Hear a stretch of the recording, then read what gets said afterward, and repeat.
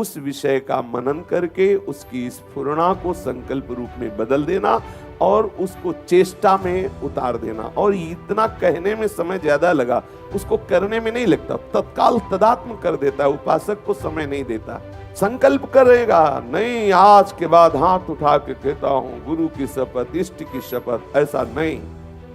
थोड़ा समय अंतराय होने पर फिर धीरे से हो, बस ऐसा नहीं, ये नहीं करूंगा, बस इतना इतना इतना इतना, फिर वो वैसे ही, फिर वो पश्चाताप। उससे विरुद्ध कभी इस मन की चाल में मत फंसना, ये बहुत बेईमान है, बार बार रुलाता है, बार बार पछतावा पैदा करता है, फिर वही करता है।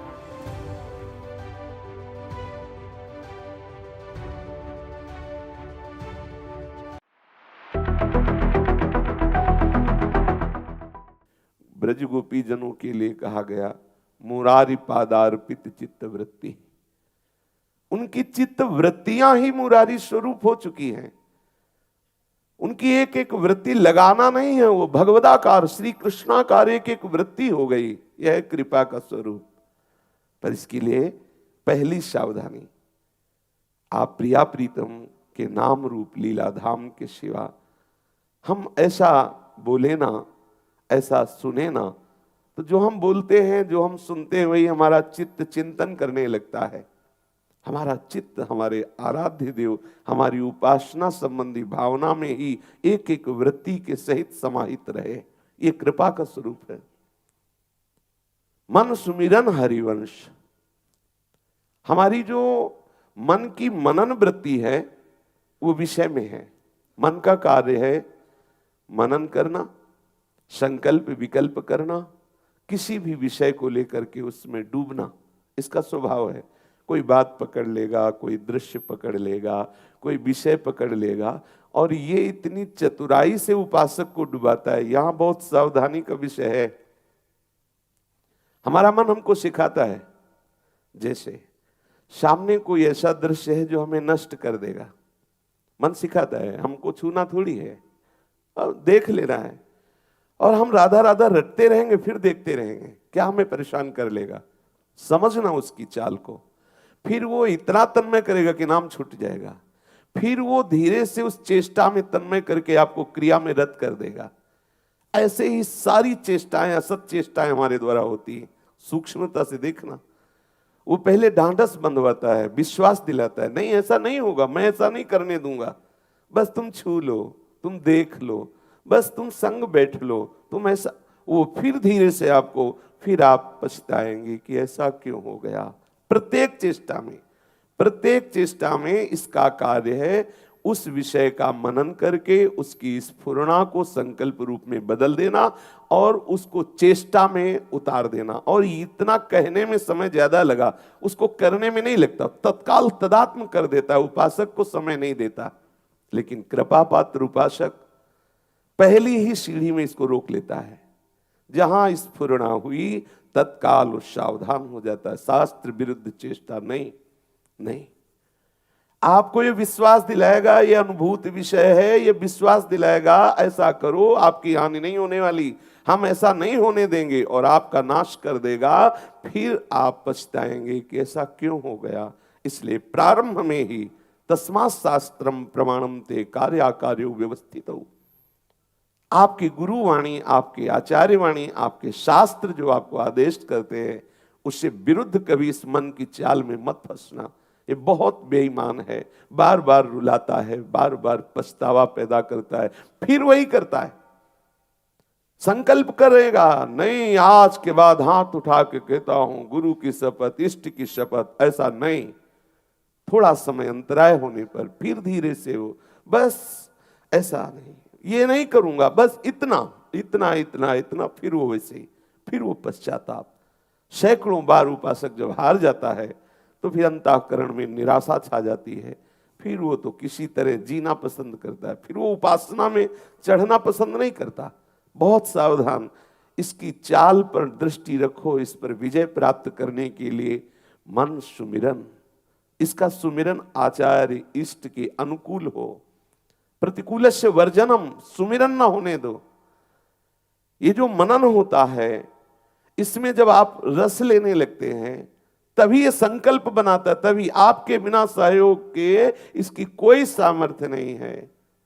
आप अपने को निर्बल समझकर इसको सबल मान बैठे हैं, इसीलिए हमारा पतन हो रहा है। बिल्कुल इसकी किसी भी चाल में शास्त्र मर्यादा का उल्लंघन न करना।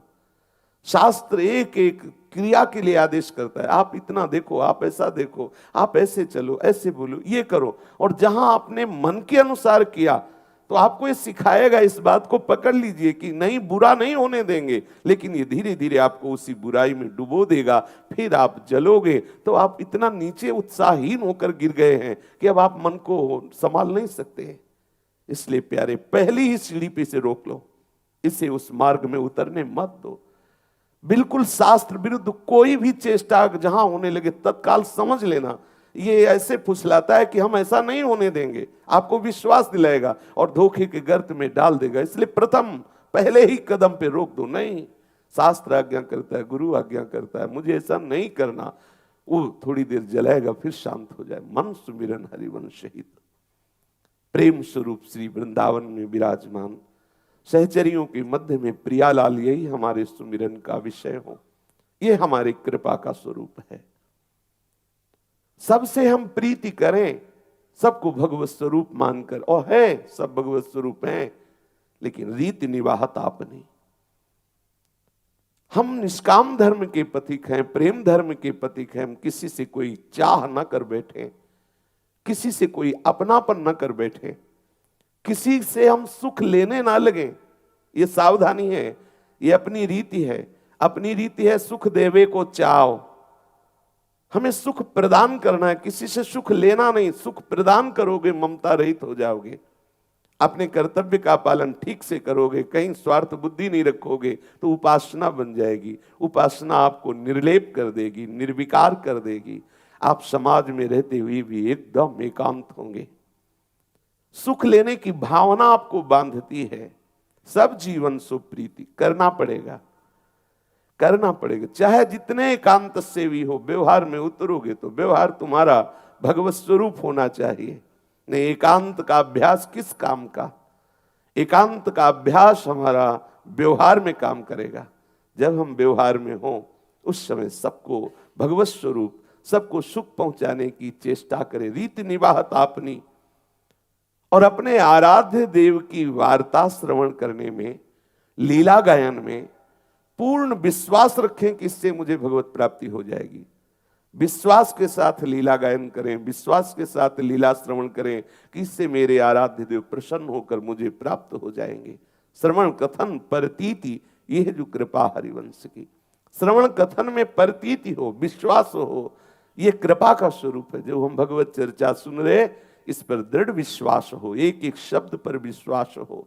भगवत लीला गायन कर रहे, भले हमें आनंद नहीं आ रहा, लेकिन मेरे प्रियालाल मेरे से रीझ जाएंगे, ये आपका दृढ़ विश्वास हो। भगवत प्रेमी महात्माओं का नित्य संग हो, तो आपके हृदय में अभंग प्रेम रंग प्रकाशित हो जाएगा। और उसका स्वरूप ये होगा कि आप इन्हीं नेत्रों से देख पाएंगे कि आप श्री श्यामा श्याम कैसे सुंदर है, कैसी रसकीली कर रहे, कैसी वार्ता कर रहे, इसका अनुभव करेंगे। निर्खत नित्य बिहार, पुलकित तन रोमावली, आनंद नयन सुधार, यह जो कृपा हरिवंश की, यह कृपा का स्वरूप है। हमारे ऊपर श्री जी की कृपा है, इसका यह परिचय है कृपा का। आप निरंतर नाम वाणी में, प्रियालाल के रूप चिंतन में, लीला चिंतन में, और सावधानी ये रखें कि हमारे ही इष्ट के द्वारा भेजे हुए आपके पास ऐसे व्यक्ति आएंगे जो इष्ट निष्ठा, गुरु निष्ठा, भजन निष्ठा, भक्ति निष्ठा, वैष्णव निष्ठा, इन सब से आपको डिगाने की चेष्टा करेंगे। उन्हीं के द्वारा भेजे हुए ये प्रश्न आएंगे, इसका आपको उत्तर देना होगा। आपको अपनी निष्ठा की परीक्षा देनी होगी, तभी आप छिन छिन रुदन करंत छिन गावत आनंद भरी, छिन छिन हर हसंत यह जो कृपा हरिवंश की, तब आप इसमें डूबेंगे। आपकी निष्ठा की परीक्षा होगी, ये हृदय में बैठा लीजिए। नाम निष्ठ, गुरु निष्ठ, आप जिस निष्ठा को स्वीकार किए हो, उस निष्ठा की परीक्षा होगी। और जे भी आप परीक्षा में उत्तीर्ण हुए, उत्तीर्ण होने के लिए पढ़ाएंगे भी वही, वही आपको शिक्षा देंगे। हृदय बिहारी आपको हृदय में प्रेरित करेंगे। आप उस बात को सुनकर दृढ़ता पूर्वक हृदय में धारण करें, आपको कोई परास्त नहीं कर पाएगा। ऐसे लोग आएंगे, ये भगवान कल्पना है, कोई भगवान नहीं है। ऐसे हैं, सुनने को मिलता है, ऐसे व्यक्ति हैं। कोई भगवान नहीं है, ये सब कल्पना है, ये सब पंडितों की चतुराई है जो शास्त्रों में वर्णन की गई। कोई ईश्वर नहीं, कोई धर्म नहीं, कोई भगवान नहीं। ऐसे लोगों से भले हमको दुष्टता का बाना मिल जाए, भले हमको कोई दंड दे दे, भले हमको कोई नरक दे दे, जो भी कहे, ये पाखंडी है, ये दुष्ट है, ये नीच, ये सब भले कहे, हम सब सहले, लेकिन अपनी इष्ट निष्ठा, अपनी गुरु निष्ठा, अपनी भगवान निष्ठा के विरोधी जनों का संग न करें। अपार कृपा हुई, स्वामी जी की शरणागति मिली। आप कंठी धारण करने वाले, तिलक धारण करने वाले, वैष्णव स्वरूप धारण करने वाले श्री प्रियालाल के पार्षद स्वरूप हैं। तो ये कोई नाटक नहीं है, ये अपार कृपा का स्वरूप जो आप तिलक धारण किए हैं, कंठी धारण किए हैं, ये हरिदासत्व है। इसमें गर्व होना चाहिए। कोई हमें गाली दे रहा है, कोई हमें मार रहा है, या कोई हमारी अवहेलना कर रहा है, निंदा है, बड़ा भगत बनता है तिलक। कुछ लोग कहते हैं आप इसमें जाना है, तिलक कैसे लगा के जाएं? ये बुराई की बात है। उपहास ही तो करेंगे, यही तो उपहास करेंगे, बड़ा भगवान का भगत बनता है, बस इससे ज्यादा और क्या कहेंगे? और ये हमारे लिए हमारी स्तुति हुई कि निंदा हुई? हमारा संबंध प्रभु से वो उपहास में ही सही स्वीकार तो करता है। गोस्वामी जी कह रहे, हाँ कहावत सब कहत राम सहित उपहास, स्वामी सीतानाथ सो सेवक तुलसीदास। इस बात का गर्व करो, मेरे स्वामी श्यामा श्याम हैं, ये उनका दासत्व है। ये जो हम वेश धारण किए हुए हैं, या ये जो वैष्णवता धारण किए हुए हैं, इसका कोई उपहास करे, हमें कोई गाली दे, हमें कोई मारे, तो हम सहेंगे। इसके लिए हम कंठी नहीं उतार देंगे, हम तिलक नहीं मिटाल देंगे। बोले ऐसा कोई उपाय बताओ तिलक न लगाना पड़े। कैसी बुद्धि मारी गई? स्वामी के दासत्व को छुपाने के लिए तुम बोल रहे हो? अरे इसे हम खुला करके चलेंगे, फिर जो हमें गालियां मिलेंगी ना, वो हमारे स्वामी को प्रीति प्रदान करने के लिए विवश कर देंगी। ध्यान देना, जब हमें कोई गाली देगा ना इस भेष के लिए, इस कंठी के लिए, इस तिलक के लिए, और हम सहेंगे ना, तो मेरा स्वामी देख रहा है, वो रीझ जाएगा, वो प्रीति प्रदान करेगा। बिल्कुल कहीं भी अपनी वैष्णवता से चूक मत करना, ये बहुत बड़ा लाभ है। कहीं ऐसा ना हो कि आप तिलक लगाने में, कंठी धारण करने में, जो गुरु मंत्र है उसकी माला करने में, पाठ करने में, ठाकुर सेवा में आप प्रमाद युक्त हो जाए कि लोग ऐसा कहते हैं, लोग ऐसा कहते नहीं। मारी गारी सब सही है, चाहे कोई हमें मारे भी तो हम नहीं, अपने आचार्य परंपरा, अपने गुरु परंपरा की दी हुई भगवत उपासना की अवहेलना नहीं करेंगे। ये बैठा लो, ये प्रपंच की वायु ऐसी बहेगी, एक दूसरे की निंदा, ईर्ष्या, यही तो प्रपंच और है क्या है? और ये होगा जब तक भगवत साक्षात्कार नहीं होता, चाहे जिस वेश में हो, चाहे जिस देश में हो, ये प्रपंच उसको ग्रसित रखेगा। वो एक दूसरे की निंदा, एक दूसरे की अवहेलना, एक दूसरे को नीचा ऊंचा, ये सब यही तो प्रपंच है। तात सुनो मायाकृत गुण और दोष अनेक, गुण या उभय न देखी, देखी सो अविवेक। अविवेकी पुरुष ये देखता है, किसी को गुणवान, किसी को गुणों से हीन, किसी को नीच, किसी की स्तुति, किसी की निंदा, ये सब मायाकृत है। एकमात्र मेरा प्रीतम है। चलो आप हमें गाली दो, आप हमें मारो, लेकिन हम प्रणाम करेंगे अंदर से, मेरे प्रीतम। आप ये पर्दा डालकर ऐसा स्वांग करके आप लीला कर रहे हो, मेरे नाथ मेरे में सामर्थ्य नहीं है, आप मुझे ऐसी सामर्थ्य दो कि मैं देख पाऊं कि मेरे गोविंद तुम ही स्वरूप में आए हो। ये भक्त का स्वरूप है। हरिराम व्यास जी कहते इसकी लज्जा रखो, तुम वैष्णव हो, तुम भगवत चरणारविंद के आश्रित हो, तुम्हें कोई गाली दे मारे सह जाओ चुपचाप, तो इससे प्रभु प्रसन्न हो जाएंगे। ऐसा मत समझो कि आपका सहना व्यर्थ जाएगा, इससे मेरे मालिक प्रसन्न हो, और मालिक की प्रसन्नता के लिए ही तो उपासना की जा रही है। बढ़िया अवसर आता है जब कोई निंदा करता है, लेकिन ये निंदा वो आग है श्रवणेन्द्रिय से जाते ही आपके हृदय को जलाएगी। यदि अहंकार है तो, अहंकार नहीं है तो शीतलता प्रदान करेगी। पकड़ना अंदर से, जब आपकी निंदा हो और आपके जलन शुरू हो जाए तो समझना ये निंदा रूपी औषधि गई, अंदर रोग है मद रूपी, गर्व रूपी, अहंकार रूपी, ये उसकी दवा करवा रहा है ठाकुर। कीन हो इस कबहो अभिमाना, सुख हो वंचह कृपा निधाना। इसमें भी कृपा है, चुपचाप सह जाओ, वो जलन आपके अहम को गला देगी, अहम को नष्ट कर देगी, आपको ऐसी भूमिका में पहुंचा देगी जहां आपके ऊपर निंदा का प्रभाव कदापि नहीं पड़ेगा। तो मारी गारी सब ही की सही है, चाहे कोई मारे भी तो सह जाए। ऐसी प्रार्थना करे प्रभु से कि हमारे अंदर इतना धैर्य दीजिए, इतनी वैष्णवता दीजिए, चाहे कोई कितना मुझे हिलाने की चेष्टा करे, हम अपनी वैष्णवता से ना हिले। से ब्याही किसी और पुरुष से है, प्रीति किसी और पुरुष से कर रही है, तो उसे जार स्त्री कहते हैं। ऐसे ही तुम प्रभु के शरणागत हो, तुम प्रभु के चरणारविंद के आश्रित वैष्णव जन हो, कभी किसी अन्य का आश्रय मत लेना, क्योंकि सब कलयुग के प्रभाव से ग्रसित है। हरिराम व्यास जी कह रहे हैं, हितजू महाराज भी कह रहे हैं, पाए जान जगत में सब जन कपटी कुटिल कलयुगी टंचु। सबको कलयुग ने स्पर्श करके बुद्धि मलिन कर दी है, इसलिए तुम किसी अन्य का आश्रय मत लेना। किसका आश्रय लो? हरि रूपी भरतार का आश्रय लो। हमारे स्वामी, हमारे प्रीतम, हमारे पति, हमारे प्राणनाथ, हमारे जीवन धन, हमारे रक्षक, हमारे आराध्य देव हैं। अपने आराध्य देव का ही आश्रय लो और संग करो विमद संतों की। जो भगवत प्रेमी महात्मा जन हैं, शरीर, विद्या, रूप, नाना प्रकार की पद प्रतिष्ठा, इसके अहम से रहित होकर प्रभु के दासत्व से युक्त है, ऐसे भगवत प्रेमी महात्माओं का संग करो। विमद, या आप अहंकार रहित होकर के भगवत प्रेमी महात्माओं का संग करो। हरि को अपना भरतार मानने वाले वैष्णवजन किसी अन्य का आश्रय, अन्य का सहयोग मत लेना, क्योंकि सब कलयुगी टंचु, कलयुग ने बुद्धि को मलिन कर रखा है। यदि किसी अन्य का आश्रय लोगे तो हरि आश्रय छूट जाएगा। एक उपासक ने कहा कि कोई भी राम कृष्ण नहीं है, ये सब कल्पना है। ऐसा उसने बताया कि किसी ने, बहुत सम्माननीय व्यक्ति ने सिखाया, कोई राम कृष्ण नहीं, ये सब कल्पना है, ये सब शास्त्रों में पंडितों ने अपनी चतुराई लिखी है। अरे तुम क्यों व्यर्थ में फंसते हो? हाँ, आत्मा का ध्यान करो। लो, आत्मा कौन है? श्री कृष्ण ही तो है।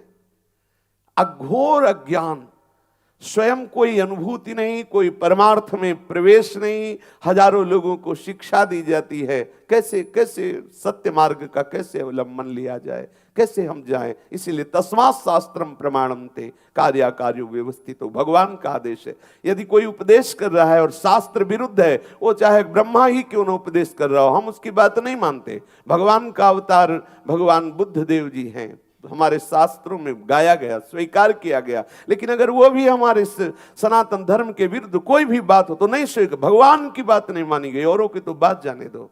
जो मर्यादा स्थापित है धर्म की, उसके विरुद्ध नहीं। कोई मनमानी बोले है, लाखों लोग उसके अनुयायी हैं, तो माननी थोड़ी है, माननी। तस्मात् शास्त्रम प्रमाणन्ते कार्याकार्यो व्यवस्थितो। भगवान व्यास देव जी ने कहा, आज तक कोई ऐसा महात्मा नहीं हुआ जिसकी अनुभूति शास्त्रों में ना लिखी हो। सब लिखा है, सब। कोई भी ऐसी अनुभूति नहीं कि आपको सिद्धि होगी और वो शास्त्रों में नहीं, सब है। हाँ, आपकी पहुंच नहीं है वहां तक, तो नहीं जान पा रहे हैं, सब लिखा हुआ है। श्री भगवान व्यास देव जी ने महाभारत में कहा, कुछ श्लोक ऐसे हैं जिनको पूर्ण रूप से मैं ही जानता हूं, कुछ ऐसे हैं जिनको श्री सुखदेव जी जानते हैं, अन्यथा और जानना बड़ा मुश्किल है। अब आप सोचो, ऐसे ऐसे सिद्धांतों का कोई भी कहीं भी कोई सिद्धि प्राप्त करे, छोटी सी छोटी लेकर महान तक, वो सब लिखा हुआ है शास्त्रों में। प्रेम रस का वर्णन करने के लिए वो प्रेम महाभागवत स्वरूप से प्रकट होकर के वही प्रेम महाभागवत आचार्य रूप धारण कर उसका वर्णन कर रहा। कोई भी आपकी ऐसी स्थिति नहीं जो हमारे वाणियों में, हमारे शास्त्रों में ना लिखी हो। शास्त्र विरुद्ध कोई बोले, चाहे वो ब्रह्मा के समान महिमाशाली हो, हम उसकी बात नहीं मानते, नहीं सुनना। हरिराम व्यास जी कह रहे, विष खा ले तो अच्छा है, अग्नि में जल जाए तो अच्छा है, पानी में डूब जाए तो अच्छा, एक ही जीवन नष्ट होगा। लेकिन यदि ऐसे भगवत विरोधी जनों का, नास्तिक जनों का, शास्त्र विरुद्ध आचरण करने वालों का संग हो गया और मेरी मति में उनकी बात चली गई, तो गई निष्ठा, वैष्णवता गई, भगवत चरणारविंद की आसक्ति गई, जो अनंत जन्मों में भटकने के बाद मुझे मिली। इसलिए सावधान। ऐसे लोगों का मुख नहीं देखना, बात करना तो बड़ी दूरी की बात है। ध्रुवदास जी ने कहा, तिनको परस न कीजिए तज ध्रुव तिनको पास। उनकी समीपता का त्याग करो, उनका स्पर्श भी न हो, जो हमारे आराध्य देव के नाम की निंदा, धाम की निंदा, रूप की निंदा करते। अरे कल्पना है? कोई आज तक ऐसा सिद्ध पुरुष बताओ जो हुआ हो, भगवान नाम न जपा हो, भगवत चरणारविंद का आश्रय न। कोई भी आदि गुरु भगवान शंकराचार्य जी कह रहे षटपदी में, हे नाथ यद्यपि हम में आप में भेद नहीं, क्योंकि अद्वैत आचार्य हैं, कह रहे हम में आप में भेद नहीं, लेकिन नाथ कैसे अभेद है? जैसे समुद्र और तरंग में, आप समुद्र हैं और हम तरंग हैं आपकी, वही जल तरंगायमान हो रहा है। लेकिन नाथ खास बात यह है कि हमारी जैसी तरंगें आप समुद्र से अनंतों निकलती रहती है, लेकिन एक तरंग में सामर्थ्य नहीं कि समुद्र को प्रकट कर दे। ये है वास्तविक स्वरूप, ये है। ठीक है अभेद बुद्धि, ठीक है ब्रह्म स्वरूप का साक्षात्कार, लेकिन आप स्वयं आचार्य करें, भगवान शंकराचार्य जी, सत्यपि भेदाप गमे नाथ तवा हम नमाम कीनस्तम सामुद्रो ही तरंगा क्वचिन समुद्रो न तारंगा। नाथ समुद्र से तरंगे उठती हैं, तरंग से समुद्र प्रकट नहीं होता। हे नाथ, ऐसे ही यद्यपि हम में आप में भेद नहीं है, पर आप समुद्र हैं और मैं आपकी तरंग हूं।